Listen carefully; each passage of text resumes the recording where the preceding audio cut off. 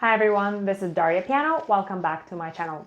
Today's video is about various ways of how one can practice a difficult passage. A quick reminder, this is a multi-chapter video, so if you'd like to watch all of the 10 ways to practice the passages, please refer to the other chapters as well. This is chapter 3. A second way is exactly opposite of the first.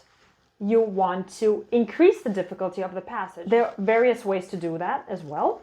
One is repetition of a particular segment in the passage. Another is misplacement. So certain elements come at different places. I'll show you an example of that. Holding over, where one finger holds over instead of letting go to make it more difficult for the other fingers to do their work. Engages more finger work than otherwise it would. Changing articulations to something more difficult, for example, going from legato to staccato or non-legato, because those require more active finger as well, or simply changing from one type of articulation, maybe every 4 notes, to the other. It also requires more attention towards your movements, your actions, and this is what you need. You want to be alert and sharp with every movement when you practice a passage. And lastly, you can make the passage longer instead of making it shorter, like in the previous example. By repetition, for example, this etude, you can do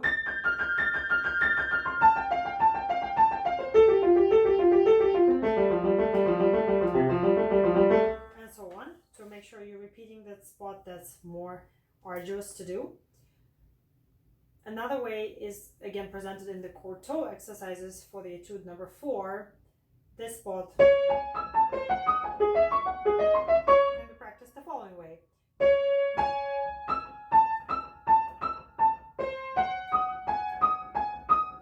think he gives it actually legato.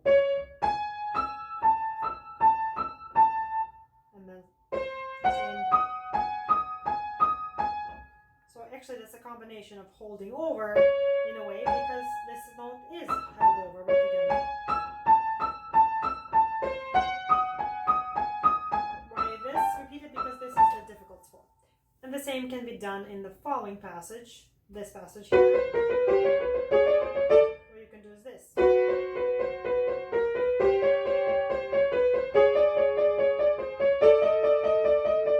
And so on. Holding over. You can make a note that is not even an original passage and just hold it in order to activate the other fingers more. For example, let's do number 4 again.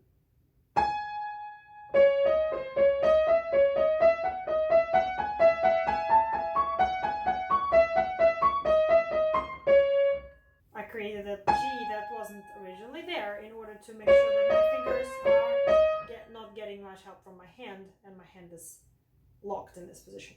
Misplacement here combined with repetition. Etude number 2, again from the quarto exercises. This, where you anticipate the second double stop ahead of time, 1/16 earlier.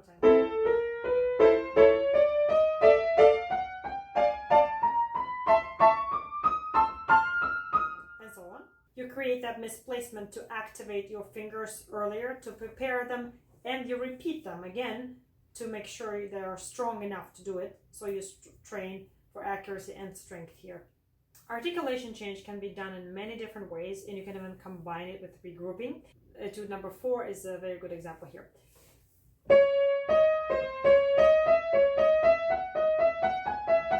Is the original. Now you can do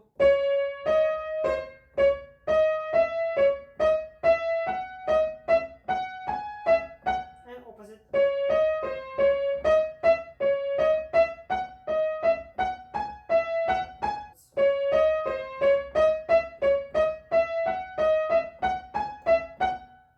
Or regrouping it.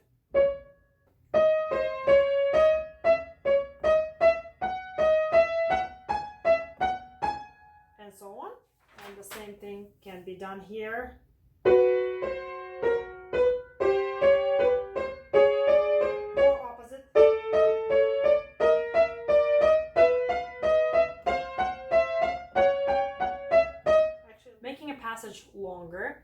could be done for two reasons. Of course, as a added weight, basically more. You're going to start from here.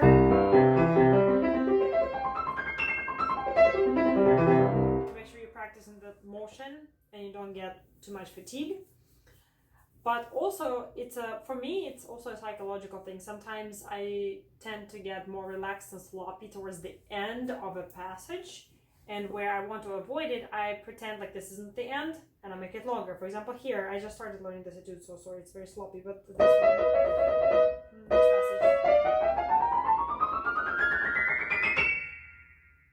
Why did I make it longer? Because usually it ends here, right? But the problem is, when I think of it as an ending, my fingers towards the end, they just become mushy and I usually don't play well towards the end. But if I want to prolong it, extend it, then my focus is extended as well. So here I won't feel fatigued because I need to go all the way here. And I won't feel relaxed.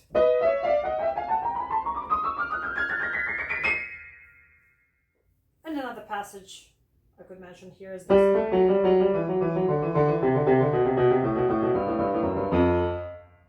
Again, here for the reasons that psychologically I'm a little bit afraid of this, the end, and I'm afraid to miss it.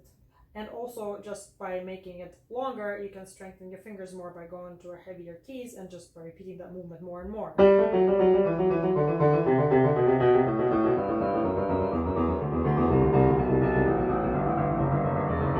so on, right? So you can improvise there a little bit. The next example is from Fantasy Impromptu, and this one is a combination. The original passage is like this.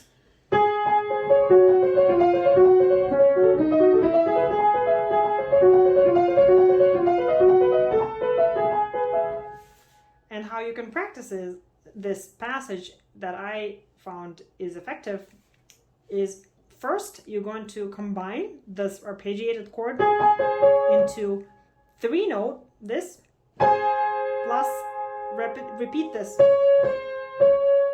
So what you're doing is you are actually involving 3 different types of making it more difficult. One is you're holding some notes, not just the thumb, but you're going to hold the pinky as well. And this stretch, it becomes more difficult, so these fingers need to do more work independently because the hand can't help them. And secondly, you are displacing the notes. You play, instead of one at a time, you play that B sharp together with this G sharp and this G sharp, right? So you're getting into the position immediately, you hold the position, and you are adding repetition of these 2 notes. So it's gonna sound like this.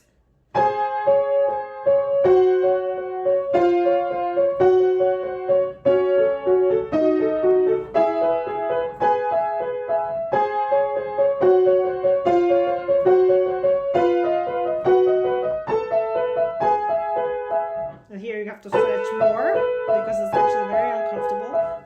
And when you have that same passage following in the piano dynamic, where also the change of accent happens from the thumb to the pinky, you can do the same thing, combining them, but now you actually accent the pinky. Before I was accenting the thumb.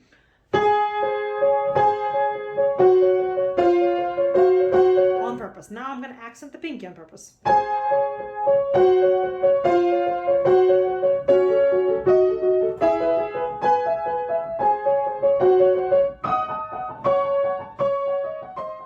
This is the way you can practice this passage, and that should give you more accuracy and more independence of your fingers and a better position. Number 3 is the one I use very often, almost in every single piece I practice passages. Unifying or breaking up elements. These are 2 sides of the same coin. So if you have a passage full of double stops, you can break them and arpeggiate them and practice one voice connected to the other, or the other way around. There's many ways to do it. Or if you have some arpeggiated passages, then you can unify them, combine them into double stops, triple stops, quadruple stops. So the idea behind this strategy is to be able to understand the movement of that particular position all the way in and out every single connection in that passage has to be thought through, has to be felt through your fingers, and has to be understood in terms of motion. Unifying elements. Great example here is number 1 etude, again, because it's so one note at a time. Instead of this passage, you have many combinations to do this, for example. To do this. To do this. To do this. You can even again combine this with repetition, or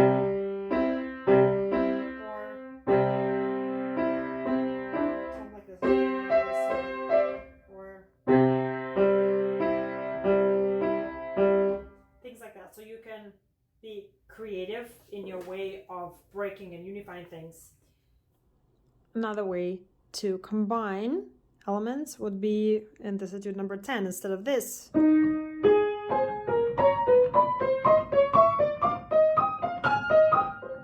And so on, you would do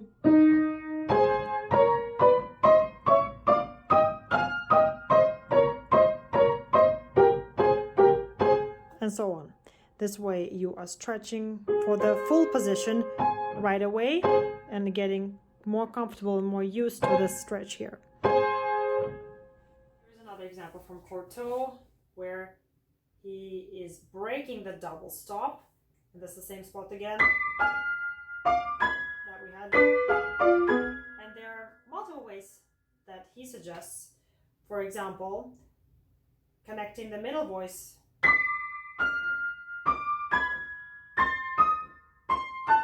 So you have the one voice all the time and the other voice every other time. And you can switch. So you can do this. And you can do the same thing for the left hand.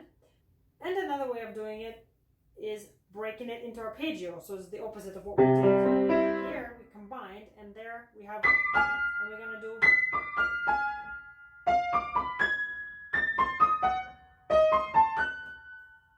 And again, you can be creative, combine it with repetition.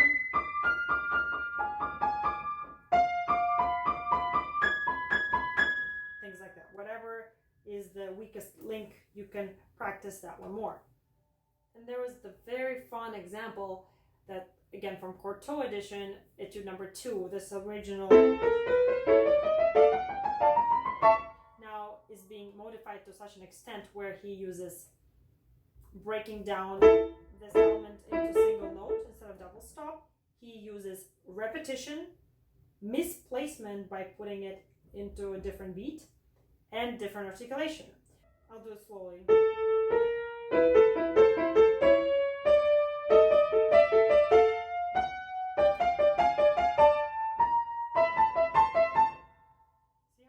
And etude number 4, this measure 35 here.